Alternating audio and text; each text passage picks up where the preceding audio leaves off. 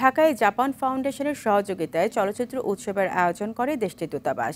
জাপানি চলচ্চিত্র ও সংস্কৃতির নান্দনিকতা সম্পর্কে পরিচয় করাতে রাজধানীতে দেশটির দূতাবাস এই ফিল্ম উৎসবের আয়োজন করে।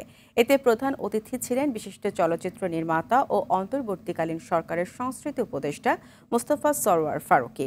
অনুষ্ঠানে দেশের বিভিন্ন বিশ্ববিদ্যালয়, টেলিভিশন ও চলচ্চিত্র, জাপানিজ স্টাডিজ এবং জাপানিজ ল্যাঙ্গুয়েজ বিভাগের শিক্ষার্থী সহ আমন্ত্রিত অতিথিরা উপস্থিত ছিলেন।